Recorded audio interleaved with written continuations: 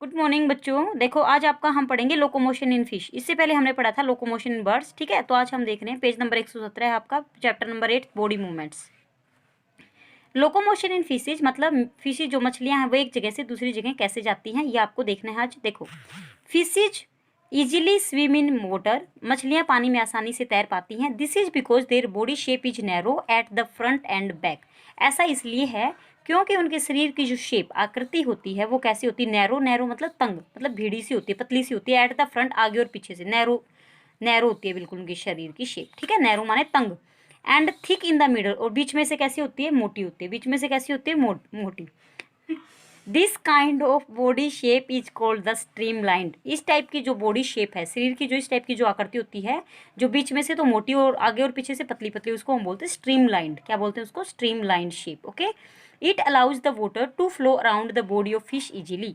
और ये क्या करती है, इसकी वजह से ही जो मछली है उसके शरीर के आसपास पानी आसानी से फ्लो कर सकता है, बह सकता है। ठीक है, the fore limbs and hind limbs are modified as fins. The fore limbs माने आगे की जो अंग होते हैं वो, एंड हिंड लिम्स माने पीछे के जो अंग होते हैं मछली के वो वाले, आर मॉडिफाइड एज फिन्स। वो फिन्स माने पंख के रूप में कन्वर्ट हो जाते हैं एक प्रकार से। ठीक है, फिर these help in maintaining balance, ये बैलेंस संतुलन बनाए रखने में हेल्प करते हैं, मदद करते हैं मछली की। The tail helps in changing direction, जो मछली की जो टेल होती है पूंछ, वो हेल्प करती है इन चेंजिंग द डायरेक्शन, दिशा बदलने में हेल्प करती है उसकी। ठीक है, वो उसको एक दिशा से दूसरी दिशा में जाना होता है तो इसकी हेल्प से वो जा पाती है। The body is covered with scales, उसकी बॉडी पे बहुत सारी स्केल्स माने खांचे बने होते हैं, खांचे से बने होते हैं। यहाँ शो नहीं हो रहा अच्छे से। ठीक है, आपने देखी होगी फिश तो। द स्केल्टल हैज, स्केल्टन मतलब उसका जो कंकाल है, ढांचा हैज थिन पतली, होलो बोन्स, होलो माने खोखली हड्डियां होती है उसमें। ठीक है, वाइल स्विमिंग, जब वो तैरती है, तैरते हुए the front part of body कर्ज ऑन वन साइड, उसकी बॉडी, उसके शरीर का जो अगला भाग है, फ्रंट माने अगला हिस्सा जो है, कर्ज ऑन वन साइड, वो एक तरफ मुड़ जाता है। And the tail moves to other side, और जो टेल है उसकी पूंछ वो दूसरी तरफ मुड़ जाती है। Okay, then the tail moves to the other side quickly, फिर जो पूंछ है वो एकदम से दूसरी साइड आ जाती है। This gives a jerk to the body, और इस तरीके से उसकी बॉडी, उसके शरीर को एक झटका लगता है। जग माने होता है झटका। ठीक है, तो उसके शरीर को क्या लगता है, एक झटका लगता है। एंड पुशेज इट फॉरवर्ड, और वो झटका इसको आगे की तरफ धकेलता है। पुश माने धकेलता है, हिट माने इसको फॉरवर्ड आगे की तरफ। A number of jugs make the fish swim, और ए नंबर ऑफ जग्स, इस तरीके से उसको बहुत सारे जग्स माने झटके से लगते हैं और वो आगे की तरफ चलती, स्विम मतलब तैरती चली जाती है। ओके, तो मछली बच्चों इस तरीके से क्या करती है, स्विमिंग करती है। ठीक है, तो ये था हमारा locomotion in fish. Locomotion fish, और जो फिश है उसकी बॉडी शेप को हम क्या बोलेंगे, स्ट्रीमलाइंड। ये आपको याद रखना है। उसकी फोर लिम्ब, जो आगे के अंग है और पीछे के अंग, वो किसके रूप में मॉडिफाई हो जाते हैं, फिन्स के रूप में। ठीक है, और टेल किस चीज में हेल्प करती है, डायरेक्शन को चेंज करने में, दिशा बदलने में। उसके बाद है आपका, देखो आज ये कर लेते हैं, ये भी कर लेते हैं लास्ट, लोकोमोशन इन स्नेक्स। सांप में लोकोमोशन कैसे होता है, सांप कैसे एक जगह से दूसरी जगह जाते हैं। देखो, snakes have a long backbone running along the length of their body. यूं कहता है सांप जो होते हैं ना, हैव ए लॉन्ग बैकबोन, उनके बहुत एक लंबी सी बैकबोन मानी रीढ़ की हड्डी होती है।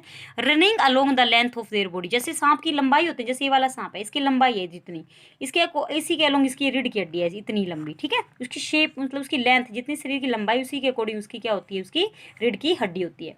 Muscles are attach to the backbone, उसकी जो मांसपेशियां होती हैं वो किससे जुड़ी होती हैं, बैकबोन से, मतलब हाँ रीढ़ की हड्डी से जुड़ी होती हैं। रिब्स से जुड़ी होती हैं, रिब्स माने पसलियां, and also to its skin, और इसकी स्किन, स्किन माने इसकी त्वचा से भी जुड़ी होती है। कौन, मसल्स माने मांसपेशियां। The motion of snake is mostly in A S shape both on land and in water.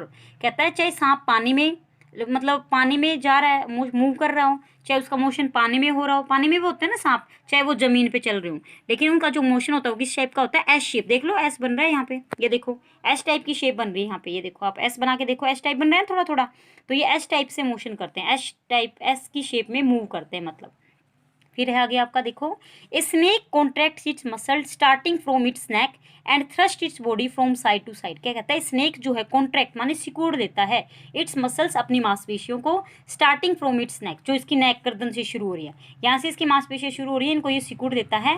And thrust it body from side to side, और साइड टू साइड अपनी बॉडी पे थ्रस्ट माने फोर्स लगाता है, जोर लगाता है, मतलब झटका लगाता है। And creating a series of curves, और इस तरीके से कर्व बनाता है ऐसे ऐसे। देखो, The snakes have a number of ventral scales on the underside of their body, मतलब स्नेक, सांप के जो नीचे का पार्ट है, नीचे की तरफ बहुत सारे स्केल्स माने खांचे बने होते हैं, उदार खांचे, which grip the ground and push the snake forward, जो क्या करते हैं, ग्रिप माने पकड़ते हैं, ग्रिप माने पकड़ बनाते हैं, ऑन द ग्राउंड, जमीन पर, and push the snake forward, और उसको आगे की तरफ धकेलते हैं। तो बच्चों सांप किस तरीके से मूव करता है, चाहे पानी में तैरो, चाहे पानी में मूव करे, चाहे लैंड पे मूव करे, वो एस की शेप में, हमारा इंग्लिश अल्फाबेट होता है ना एस, उसकी शेप में वो मूव करता है। ओके, तो आपका ये लेसन आज हमारा जो रीडिंग का काम था वो कंप्लीट हो गया। ठीक है, तो बच्चों आपको यहाँ तक पढ़ना है।